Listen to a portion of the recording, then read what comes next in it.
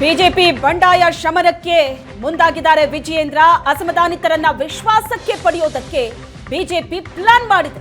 ಬಂಡಾಯ ನಾಯಕರ ಸಭೆ ಕರೆದಿದ್ದಾರೆ ಬಿವೈ ವಿಜಯೇಂದ್ರ. ಸಭೆಯಲ್ಲಿ ಉಸ್ತುವಾರಿ ರಾಧಾ ಮೋಹನ್ ಸಹ ಭಾಗಿಯಾಗ್ತಾರೆ. ರೇಣುಕಾಚಾರ್ಯ, ಮಾಧುಸ್ವಾಮಿ, ಕರಡಿ ಸಂಗಣ್ಣಗೆ ಬುಲಾವ್ ನೀಡಲಾಗಿದೆ. ದಾವಣಗೆರೆಯಲ್ಲಿ ರೇಣುಕಾಚಾರ್ಯ ಅಸಮಾಧಾನಗೊಂಡಿದ್ದಾರೆ.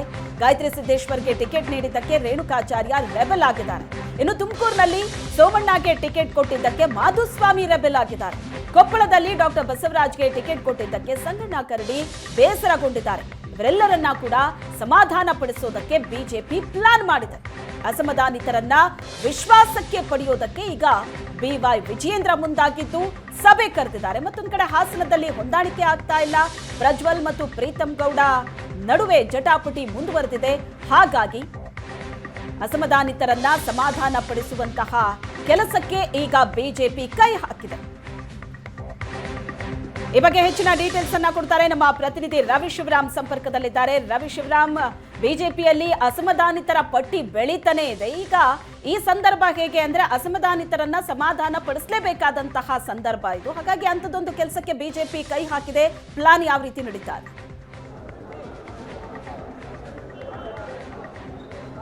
ಶ್ವೇತಾ, ನಿಶ್ಚಿತವಾಗಿ ಈಗ ಬಿಜೆಪಿ ನಿನ್ನೆಯಷ್ಟೇ ಎರಡನೇ ಪಟ್ಟಿಯನ್ನು ಅಥವಾ ಮೂರನೇ ಪಟ್ಟಿಯನ್ನು ಬಿಡುಗಡೆ ಮಾಡಿದೆ. ಕರ್ನಾಟಕದ ಪಾಲಿಗೆ ಎರಡನೇ ಪಟ್ಟಿ. ಅಲ್ಲಿಯೂ ಕೂಡ ಕೆಲವೊಂದಿಷ್ಟು ಪ್ರಮುಖ ಲೀಡರ್ ಅನಿಸ್ಕೊಂಡಿದ್ದವರಿಗೆ ಟಿಕೆಟನ್ನು ನಿರಾಕರಿಸಲಾಗಿದೆ. ಈ ಸಂದರ್ಭದಲ್ಲಿ ಬಿಜೆಪಿಯಲ್ಲಿ ಟಿಕೆಟ್ಗೆ ಆಕಾಂಕ್ಷಿತರಾಗಿದ್ದವರು, ತಾನು ಚುನಾವಣೆಯನ್ನು ಸ್ಪರ್ಧೆ ಮಾಡಬೇಕು ಅಂತ ಬಯಸಿದವರು ಟಿಕೆಟ್ನಿಂದ ವಂಚಿತರಾಗಿದ್ದಾರೆ. ಅಂಥವರೆಲ್ಲರೂ ಕೂಡ ಬಹುತೇಕರು ಅಸಮಾಧಾನಗೊಂಡಿದ್ದಾರೆ.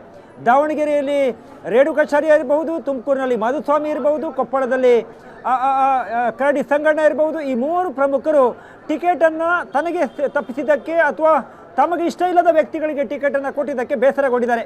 ಆರಂಭದಲ್ಲಿ ದಾವಣಗೆರೆಯಲ್ಲಿ GM ಸಿದ್ದೇಶ್ವರ ಅವರಿಗೆ ಟಿಕೆಟನ್ನು ಕೊಟ್ಟಿದ್ದರೆ ಇಷ್ಟೊಂದು ಕೆಲವೊಂದಿಷ್ಟು ಅಸಮಾಧಾನಗಳಾಗ್ತಾ ಇತ್ತೋ ಇಲ್ವೋ ಗೊತ್ತಿಲ್ಲ. ಆದರೆ ಅವರ ಕುಟುಂಬದವರಾದ ಅವರ ಪತ್ನಿಗೆ ಗಾಯತ್ರಿ ಅವರಿಗೆ ಟಿಕೆಟನ್ನು ಕೊಟ್ಟಿದ್ದಕ್ಕೆ ರೇಣುಕಾಚಾರ್ಯ ಅಸಮಾಧಾನಗೊಂಡಿದ್ದಾರೆ. ಮೇಲಿಂದ ಮೇಲೆ ಮಾಧ್ಯಮಗಳ ಹೇಳಿಕೆಗಳನ್ನು ಕೂಡ ಕೊಡ್ತಾ ಇದ್ದಾರೆ. ಇದು ಚುನಾವಣೆ ಮೇಲೆ ಪರಿಣಾಮ ಬೀರಬಹುದು ಎನ್ನುವ ಕಾರಣಕ್ಕೋಸ್ಕರ ರೇಣುಕಾಚಾರ್ಯ ಅವರಿಗೂ ಕೂಡ ಬುಲಾವನ್ನು ಕೊಟ್ಟಿದ್ದಾರೆ. ಭಾಳ ಇಂಟ್ರೆಸ್ಟಿಂಗ್ ಅಂತ ಹೇಳಿದರೆ, ಮಾಧುಸ್ವಾಮಿ ಮತ್ತು ಸೋಮಣ್ಣ ಅವರ ನಡುವಿನ ರಾಜಕೀಯ ಸಂಬಂಧ ಆರಂಭದಿಂದಲೂ ಕೂಡ ಅಷ್ಟಕ್ಕಷ್ಟೇ ಇತ್ತು.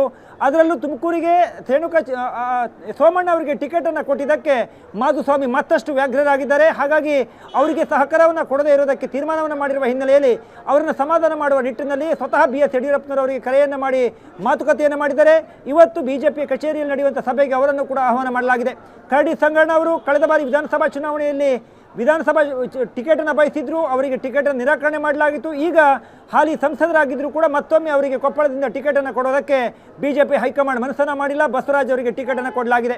ಹೀಗಾಗಿ ಮೊನ್ನೆ ಬಿಜೆಪಿಯಲ್ಲಿ ಟಿಕೆಟ್ ಮಿಸ್ ಆದ ಹಿನ್ನೆಲೆಯಲ್ಲಿ ಕರಡಿ ಸಂಗಣ್ಣ ಅವರು ಬಹಳ ಬೇಸರಗೊಂಡಿದ್ರು, ಕಣ್ಣೀರನ್ನು ಹಾಕಿದ್ರು. ಪಾರ್ಟಿ ನಾಯಕರು ಯಾರು ಕೂಡ ನನ್ನನ್ನು ಸಂಪರ್ಕ ಮಾಡಿಲ್ಲ ಎನ್ನುವಂಥ ಬೇಸರ, ಅಸಮಾಧಾನವನ್ನು ಶ್ವೇತಾ ತೋಡಿಕೊಂಡಿದ್ರು. ಅವರನ್ನು ಕೂಡ ಸಮಾಧಾನ ಮಾಡುವ ನಿಟ್ಟಿನಲ್ಲಿ ಇವತ್ತು ಸಭೆಗೆ ಕರೆಯಲಾಗಿದೆ. ಬಿಜೆಪಿಯಲ್ಲಿ ಪ್ರಮುಖ ಮೂವರು ಅಸಮಾಧಾನಗೊಂಡಿದ್ದಾರೆ.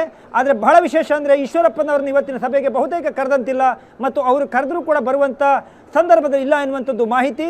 ಇವತ್ತು ಈ ಮೂವರು ಪ್ರಮುಖರಿಗೆ ಕರೆದಿರುವಂಥ ಸಭೆ ಯಾವ ದಿಕ್ಕಿನೆಡೆಗೆ ಮತ್ತು ಅವರ ಅಸಮಾಧಾನ ಶಮನ ಮಾಡುವ ನಿಟ್ಟಿನಲ್ಲಿ ಯಾವ ಪ್ರಯತ್ನಗಳು ಸಾಗುತ್ತೆ ಎನ್ನುವಂಥದ್ದು ಇನ್ನೂ ಕೂಡ ಕ್ವಶನ್ ಮಾರ್ಕ್.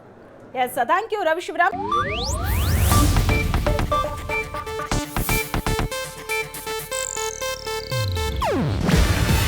ಇದು ಏಷ್ಯಾನೆಟ್ ನ್ಯೂಸ್ ನೆಟ್ವರ್ಕ್ ಪ್ರಸ್ತುತಿ.